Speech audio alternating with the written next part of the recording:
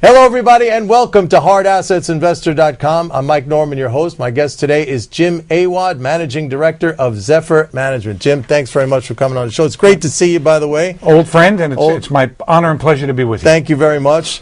Now, I'm very happy to have you here just to get your perspective. You are a longtime Wall Street stock investor, and I just want to, talk to you a little bit, pick your brain about the current environment where we see sort of the backdrop is very uncertain, very scary in a way. I mean, we have, if you look at Europe, we have these rolling recessions. Here in the United States, growth is relatively slow.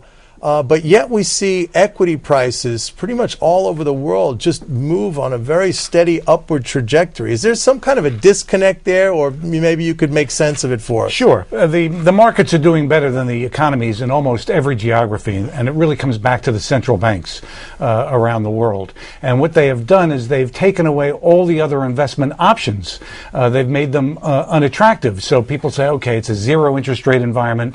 I can't get any yield in my money markets. I can't get any yield in bonds after taxes and inflation. Well, the best place to go are U.S. corporations who have fabulous balance sheets, who are highly profitable. Many of them have a global footprint and dividend. If you get 3% in dividend, 4 or 5% in growth, it's an 8% kind of return, and their balance sheets are better than the sovereign balance sheets. So what they're doing is they're driving people into equities in the hope that will create a wealth effect that will drag along the economies. And they're partially successful, but not entirely. Partially. We're seeing a wealth effect, but I'd say it's kind of bifurcated. I mean, the people at the top, we've seen a big bounce back in their overall net worth, household net worth, but the lower percentages haven't really seen that. And there's a criticism that this is nothing more than an asset bubble. What the Fed is doing, and other central banks essentially, is inflating the stock market. Do you buy that? Well, I understand the case, and I can't say yet that it's not true. Only time will tell. What is a little bit scary is that they're creating a level of speculation in certain of the credit markets, certain of the financial markets, that's almost reminiscent of 2007, where you're having all these structured vehicles coming back. You're getting loans without covenants. You're getting takeover speculation. You're getting historic low junk bond yields. We'll go over to Europe and look at the interest rates in Italy and Spain and Portugal, where they're all broke, and that unnerves one. And how the central banks will ever unwind all this liquidity unnerves one. But in the immediate future, it looks like it's going to work in the short term, because you are getting 2% growth in the United States. You're getting somewhat around zero in Europe, which is much better than it could have been a few years ago. It's amazing that we say like zero. Wow, we're celebrating that. But it looked like it was going negative big time. It was negative for a long time. You got 7 in China, 5 in India, and this can go on for a while. What you don't know are the long-term effects of it. Does it lead to inflation at some point? Does it lead to a currency war? Does it lead to loss of faith in paper currencies? We don't know that. But what we do know is right now it's creating a sugar high in the financial markets. And you're right, in the real economy, the rich are getting richer and the poor are struggling. And unless the real economy ratchets up from 2% growth to 4% growth, it's going to raise a whole lot of social issues as the rich get richer and the poor struggle. I agree. But, the interesting thing is also, and I guess this would be a counter argument to that asset inflating that we just were discussing, is the fact that corporate profits are at a record high. So something real is happening there. It's not just a nominal thing. We're seeing corporate profits at a record high. It is in the capital sector. The capital sector is doing very well, but corporations are using that to pay dividends, to buy back stock, to do takeovers. The corporations are using that to help the capital sector, not to go out and hire higher wages. Right. So what's happening is you're getting a historic shift from labor to the profit sector. Right, and we see that very clearly as labor's participation in GDP has shrunk to, I think, historically low levels. You mentioned something before about, at some point, perhaps investors losing confidence in paper money. Didn't we kind of see that, I guess, in the last several years when you saw this big rush into gold, when people were touting it as, an alternative currency, and yet gold has pulled back. So How do you sort of square that argument there? Okay, well, the thought was that all this money would lead to higher growth than we're experiencing right now, and that would ultimately lead to inflation, which would debase the debt, and that's how the U.S. government could get out of all its debt, and people were turning to gold as a store of value, which is traditionally how you would have thought and what should have happened. But what's happened is all this money printing has only gotten you to 2% growth. It's never accelerated to 4%. Part of it is because they're only helping the capital sector. Part of it is the fact that you have restraint at the fiscal level around the world. Governments around the world are having to contract and pay down their debt and balance their books. Right. And so you're not getting the level of growth that would have given you the sustained appreciation of gold that you would have thought after all this money printing.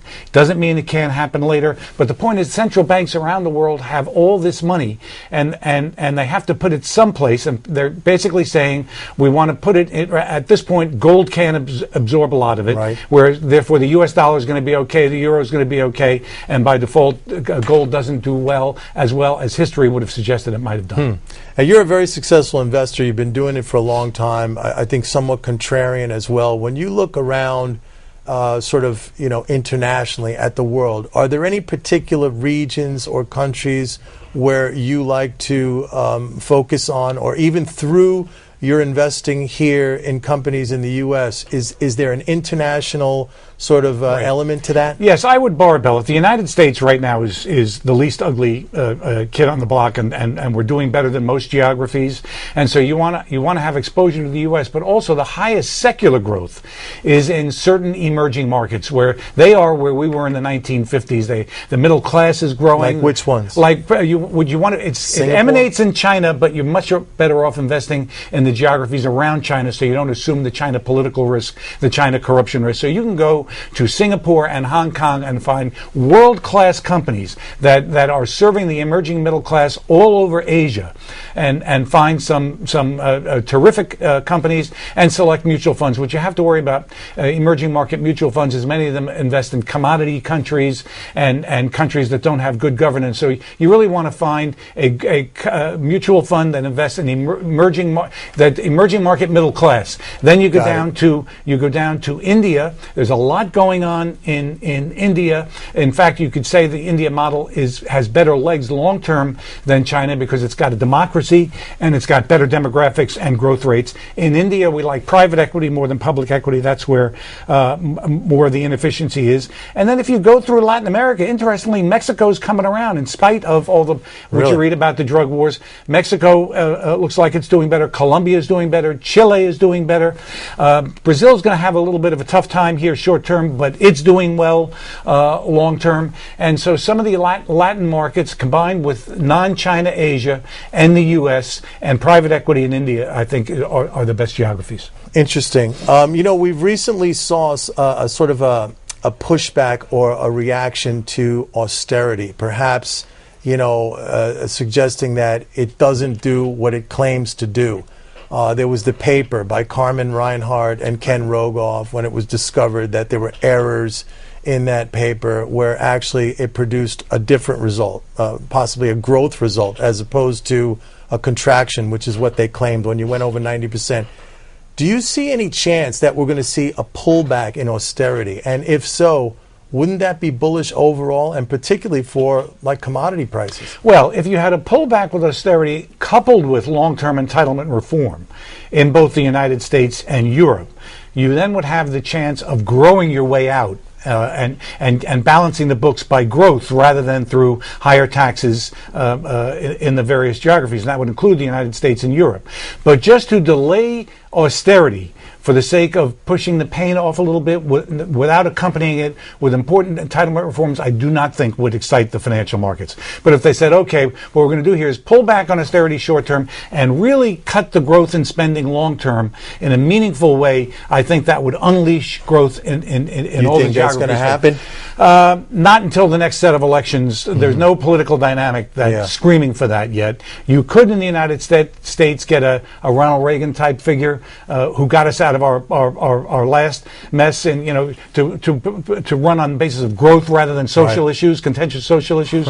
And in Europe, you're getting such populism against the austerity. You may have a pro-growth leader, but you don't see it yet. Well, they keep getting elected saying they are pro-growth, but then once they get in, they kind of kowtow to the austerity people. Right, and they also don't make the important entitlement reforms. Yeah. Anyway, Jim, it's great seeing you. Thanks very much for coming on the show. I really appreciate it. We'll do it again. All right, thank you. Okay. That's it for now, folks. This is Mike Norman saying see you next time. Bye-bye.